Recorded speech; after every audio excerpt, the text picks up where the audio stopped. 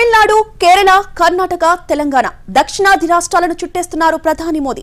లోక్సభ ఎన్నికల ముందు సౌత్ ఇండియాను 1-2 సార్లు కవర్ చేస్తున్నారు. మోదీ వరుస టూర్లు ఏం చెప్తున్నాయి? ఏ లక్ష్యంతో ప్రధాని దక్షిణాది పర్యటనలు సాగుతున్నాయి?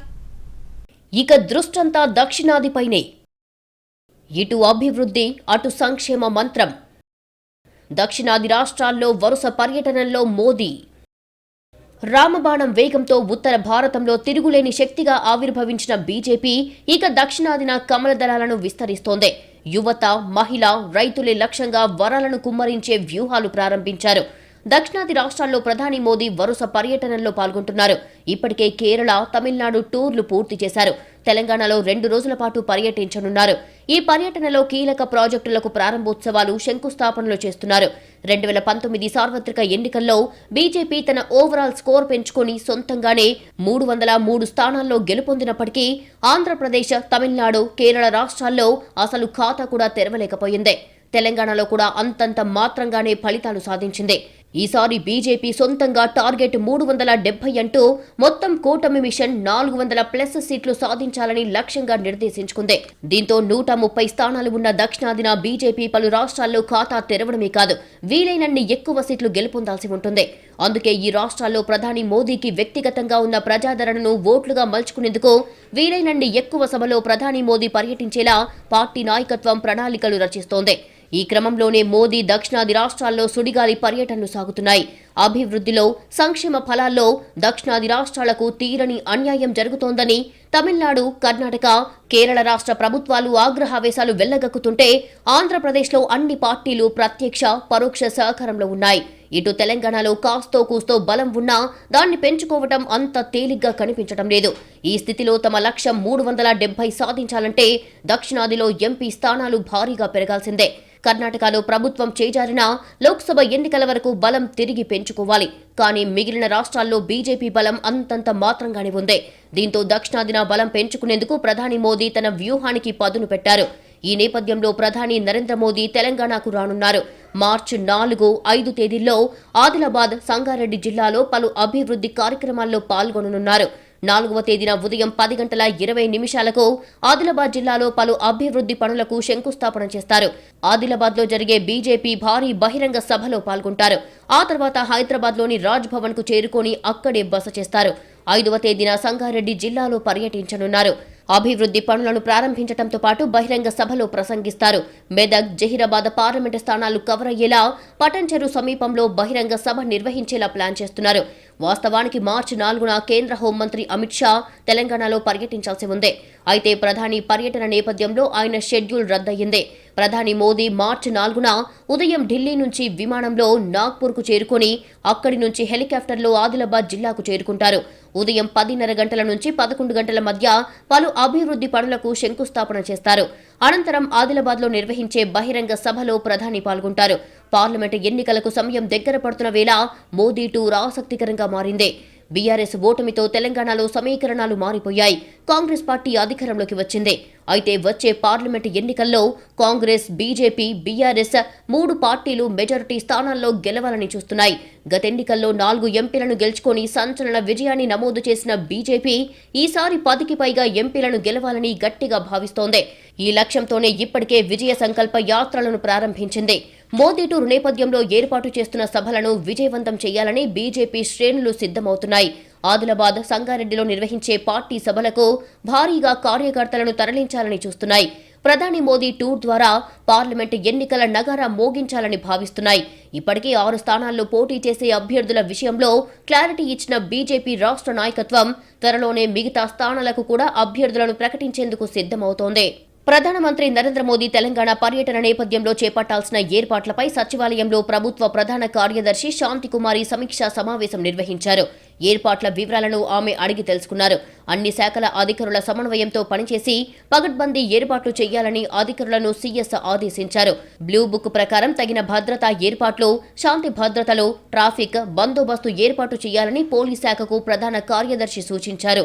విజయ సంకల్ప యాత్రలతో ఇప్పటికీ రాష్ట్రంలో ఎన్నికల శంఖారావం పూరించిన బీజేపీ కేంద్రంలో నరేంద్ర మోదీ ప్రభుత్వం సాధించిన విజయాలతో పాటు కాంగ్రెస్ కుంభకోణాలు, బీఆర్ఎస్ వైఫల్యాలను బీజేపీ నాయకులు ప్రజలకు తెలియజేస్తున్నారు. 17 పార్లమెంటు నియోజకవర్గాలు, 114 అసెంబ్లీ సెగ్మెంట్లలో 5,500 కిలోమీటర్ల మేర యాత్రలు సాగుతున్నాయి. 106 సమావేశాలు, 102 రోడ్ షోలు, ఇతర కార్యక్రమాలు జరుగుతున్నాయి. మార్చి 2న ఇవి ముగియనున్నాయి. ఈ యాత్రల ముగింపు సభకు ప్రధాని మోదీ వస్తారని బీజేపీ వర్గాలు భావించాయి. కానీ పలు కారణాల వల్ల ప్రధాని పర్యటన రద్దై మార్చి 4, 5వ తేదీల్లో టూర్ ఖరారయ్యింది. మోదీ పర్యటనలకు ఇప్పటికే భారీ ఏర్పాట్ల దిశగా పార్టీ వెళ్తోంది. ప్రధాని మోడీ రాకతో రెట్టించిన ఉత్సాహంతో పార్టీ కార్యక్రమాలను ముందుకు తీసుకెళ్లాలని భావిస్తున్నారు. మరోవైపు ప్రధాని మోడీ తెలంగాణ టూర్లో ఎలాంటి సందేశం ఇస్తారు, తెలంగాణకు ఏం ప్రకటిస్తారు అన్న చర్చ మొదలయ్యింది. ఇదిలా ఉంటే పార్టీ అభ్యర్థులను కూడా ప్రకటించేందుకు బీజేపీ సన్నాహాలు చేస్తోంది. త్వరలోనే సిట్టింగ్ స్థానాలతో పాటు మరికొన్ని స్థానాల్లో అభ్యర్థులను ప్రకటించనున్నట్లు తెలుస్తోంది. 400 సీట్లు దాటాలని టార్గెట్ పెట్టుకున్నారు. ఈ లక్ష్యం రీచ్ అవ్వాలంటే సౌత్ లో 3 బలం పెంచుకోవాలి.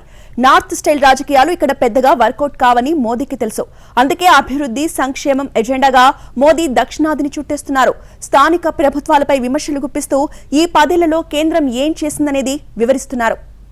ప్రస్తుతం బీజేపీ నినాదం వై నాట్ 370. ఈ సార్వత్రిక ఎన్నికల్లో గతంలో సాధించిన 303 సీట్ల కంటే అధిక స్థానాలు గెలవాలని టార్గెట్ గా పెట్టుకున్నారు కమలనాథులు. ఎన్ని సీట్లు గెలవాలంటే ఒక్క నార్త్లోని కాకుండా దక్షిణాది రాష్ట్రాల్లో కూడా కమలం వికసించాలి. కానీ ఉత్తరాది మొత్తాన్ని ఏకఛత్రాధిపత్యంగా పాలిస్తున్న కాషాయ పార్టీకి దక్షిణ భారతం మాత్రం అంతు చిక్కడం లేదు. దక్షిణాది రాష్ట్రాలైన కర్ణాటక, తెలంగాణ, ఆంధ్రప్రదేశ్, తమిళనాడు, కేరళలో పాగా వేయాలని ఎప్పటినుంచో వ్యూహాలు రచిస్తున్నారు కమలం నేతలు. కానీ ఉత్తరాదిలో వర్కౌట్ అయినట్లుగా దక్షిణాదిలో మాత్రం ఫలించడం లేదు. అందుకే ఈసారి లోక్సభ ఎన్నికల్లో దక్షిణాదిలో పట్టు బిగించేందుకు పక్కా ప్రణాళికతో మిషన్ సౌత్ను రెడీ చేశారు. అంతగా పట్టులేని దక్షిణాది రాష్ట్రాల్లో ప్రచారాన్ని హోరెత్తించాలని భావిస్తోంది. పార్టీకి పట్టు లేకున్నా సౌత్లో వ్యక్తిగతంగా విశేష ప్రజాదరణ కలిగిన ప్రధాని మోదీతో సభలు, సమావేశాలు నిర్వహించేందుకు ఏర్పాట్లు చేస్తున్నారు. ఈ లక్ష్యంతోనే తమిళనాడు, కేరళ రాష్ట్రాల్లో ప్రధాని పర్యటించారు. ఈ పర్యటనలో కొన్ని అభివృద్ధి ప్రాజెక్టుల ప్రారంభోత్సవాలు, శంకుస్థాపనలు ఉంటే మరికొన్ని పూర్తిగా పార్టీ ఏర్పాటు చేసే ప్రచార సభలే ఉన్నాయి. ఈ సభల్లో ఆయా రాష్ట్ర ప్రభుత్వాలపై విరుచుకుపడ్డారు మోదీ. ఫిబ్రవరి 28న తూతుక్కుడిలో పలు కార్యక్రమాల్లో పాల్గొన్నారు. ఇది తమిళనాడు ముఖ్యమంత్రి స్టాలిన్ సోదరి కనిమొళి ప్రాతినిధ్యం వహిస్తున్న నియోజకవర్గం. తమిళనాడులోని తూతుక్కుడి జిల్లా కులశేఖరపట్నంలో దేశంలోనే 2 అంతరిక్ష కేంద్రానికి ప్రధాని మోడీ బుధవారం శంకుస్థాపన చేశారు. 17,300 కోట్ల విలువైన ప్రాజెక్టులను ప్రారంభించారు. వీటిలో దేశంలోనే మొట్టమొదటి హైడ్రోజన్ హబ్ పోర్టు కూడా ఉంది. గత ప్రభుత్వాలు తమిళనాడును విస్మరించాయని ఆరోపించారు. రాష్ట్ర ప్రజలు దశాబ్దాలు తరబడి డిమాండ్ చేస్తున్న ప్రాజెక్టులను ప్రారంభించడం గర్వంగా ఉందన్నారు. రాబోయే రోజుల్లో తమిళనాడు మరింత అభివృద్ధి చెందుతుందని తెలిపారు. మూడోసారి బీజేపీ అధికారంలోకి వచ్చాక కొత్త శక్తితో రాష్ట్రానికి తిరిగి వస్తారని చెప్పారు. తూతుక్కుడి, తిరునల్వేలిలో పర్యటించిన మోదీ హరిత నౌక ప్రాజెక్టులో భాగంగా తొలి స్వదేశీ హైడ్రోజన్ ఫ్యూయల్ సెల్ వెసల్ను ఆయన వర్చువల్ గా ప్రారంభించారు. కొచ్చిన్ హార్బర్లో రూపొందిన ఈ వెసల్ను తమిళనాడు, వారణాసి ప్రజలకు కానుకగా ప్రకటించారు. 10 రాష్ట్రాలు, కేంద్రపాలిత ప్రాంతాలకు చెందిన 75 లైట్ హౌస్లలో పర్యాటక వసతులను, రాష్ట్రంలోని పలు రైల్వే, రోడ్డు పనుల్ని ప్రారంభించారు. తమ హయాంలో తమిళనాడు నూతన అధ్యాయానికి శ్రీకారం చుట్టిందని ప్రధాని మోదీ అన్నారు.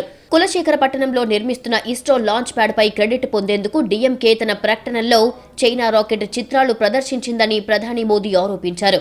ఇది దేశ శాస్త్రవేత్తలు, రోదసి రంగాన్ని అవమానించినట్లేనని అన్నారు. ప్రజల సొమ్ముతో ప్రకటన ఇవ్వడం ద్వారా వారి పన్నులను దుర్వినియోగం చేశారని మండిపడ్డారు. దీనికి డీఎంకే క్షమాపణ చెప్పాల్సిందేనని, ఆ పార్టీని శిక్షించాల్సిన సమయం వచ్చిందన్నారు. అటు తిరువనంతపురంలోని విక్రమ్ సారాభాయ్ స్పేస్ సెంటర్ని సందర్శించిన ప్రధాని పలు అభివృద్ధి కార్యక్రమాలను ప్రారంభించారు. మరికొన్ని ప్రాజెక్టులకు శంకుస్థాపన చేశారు. తిరువనంతపురం టూర్లో 1800 కోట్ల విలువైన 3 ప్రధాన అంతరిక్ష మౌలిక సదుపాయాల ప్రాజెక్టులను కూడా ప్రధాని మోదీ ప్రారంభించారు. భారతదేశ మానవ సహిత అంతరిక్ష యాత్ర మిషన్ గగన్యాన్ పురోగతిని ప్రధాని సమీక్షించారు. గగన్యాన్ మిషన్లోని 4 వ్యోమగాముల దుస్తులకు ప్రధానమంత్రి నరేంద్ర మోదీ రెక్కలతో ఉన్న బ్యాడ్జీలను తొడిగి అభినందించారు. కేరళ టూర్లో ప్రధాని నరేంద్ర మోడీ లెఫ్ట్ పార్టీ, కాంగ్రెస్ పార్టీలపై విరుచుకుపడ్డారు. సిపిఎం వైనాడు లోక్సభ స్థానానికి అన్ని రాజాను అభ్యర్థిగా పేర్కొన్న ఒక రోజు తర్వాత ప్రధాని ఈ 2 పార్టీల తీరుపై మంగళవారం విమర్శలు గుప్పించారు. కేరళలో లెఫ్ట్ ఫ్రంట్, కాంగ్రెస్ శత్రువులని, కానీ బయట బెస్ట్ ఫ్రెండ్స్ ఫర్ ఎవర్ అంటూ ఎద్దేవా చేశారు. తిరువనంతపురం ర్యాలీలో ప్రధాని మోడీ రాహుల్ గాంధీని ఉద్దేశిస్తూ కాంగ్రెస్ యువరాజుని కేరళలోని వైనాడ్ నుంచి తరిమి కొట్టాలని లెఫ్ట్ ఫ్రంట్ కోరుకుంటోందని అన్నారు. వైనాడ్ లోక్సభ స్థానానికి ప్రస్తుతం రాహుల్ గాంధీ ఎంపీగా ఉన్నారు.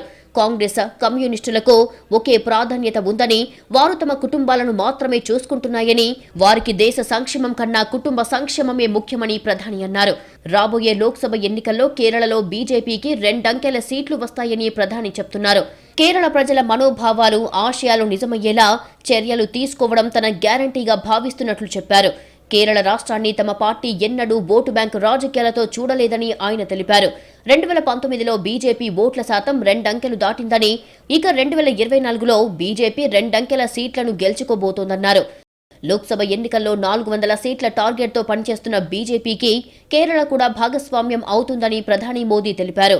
రాష్ట్ర ప్రభుత్వం సహకారం అందించకున్నా కేంద్ర సర్కార్ కేరళకు ఎంతో ప్రాముఖ్యత ఇచ్చిందన్నారు.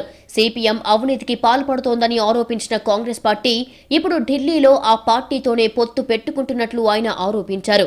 బీజేపీకి దక్షిణాది రాష్ట్రాల్లో పాగా వేయాలనే ప్రణాళిక ఉందనేది స్పష్టం. ఉత్తరాదిని జయించిన బీజేపీకి సౌత్ ఇండియా చాలా కాలంగా కొరకరాని కొయ్యగా ఉంది.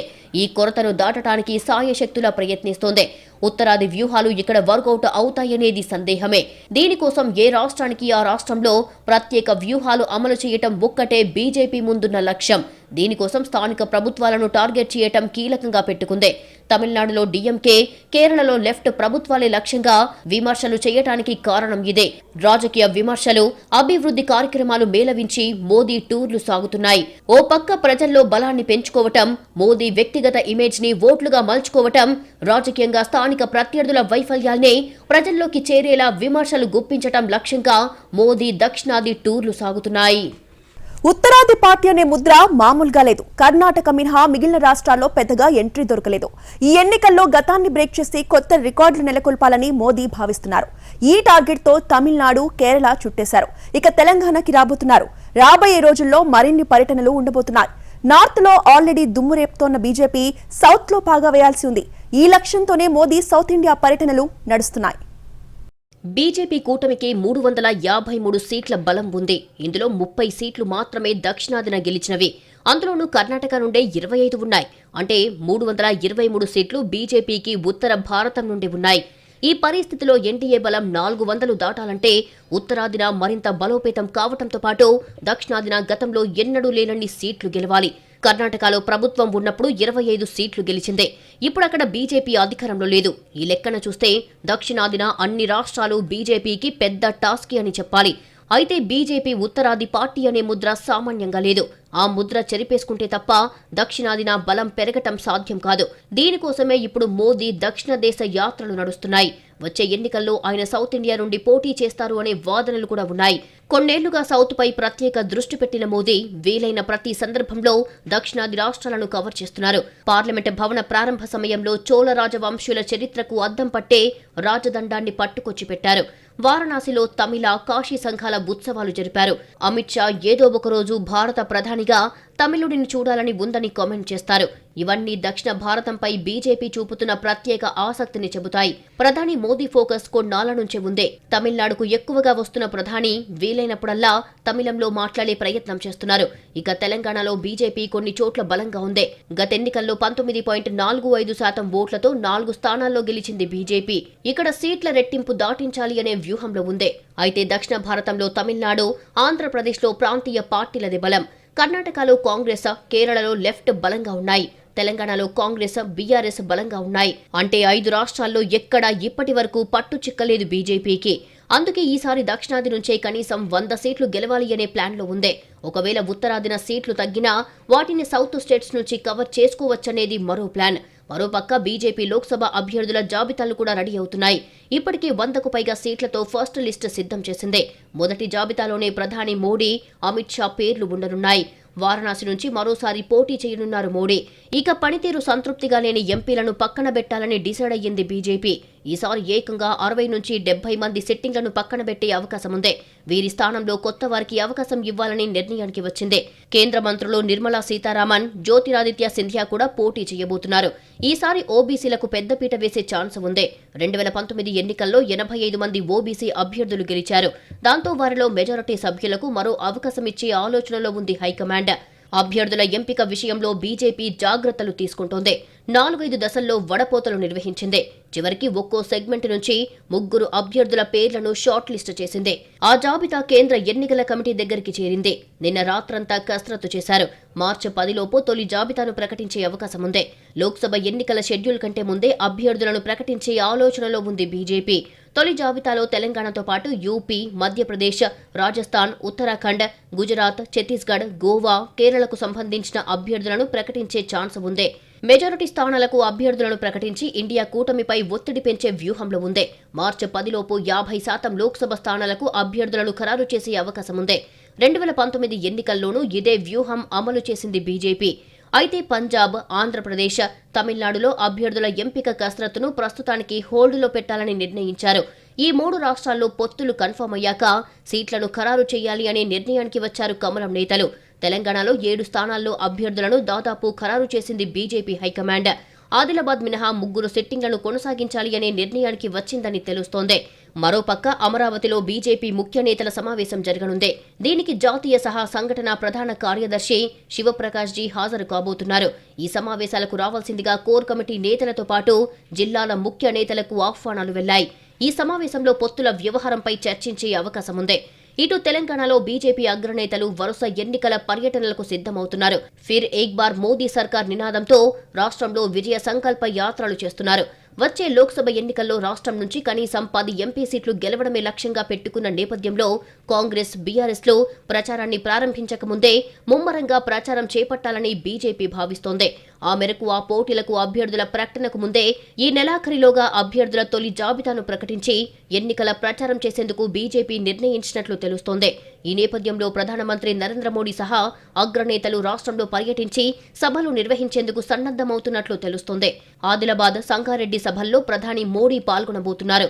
ఈ పరిణామాలన్నీ దక్షిణాదిన సీట్లు పెంచుకునే వ్యూహంతో బీజేపీ యాక్షన్ ప్లాన్ పట్టాలెక్కిందని చెప్తున్నాయి.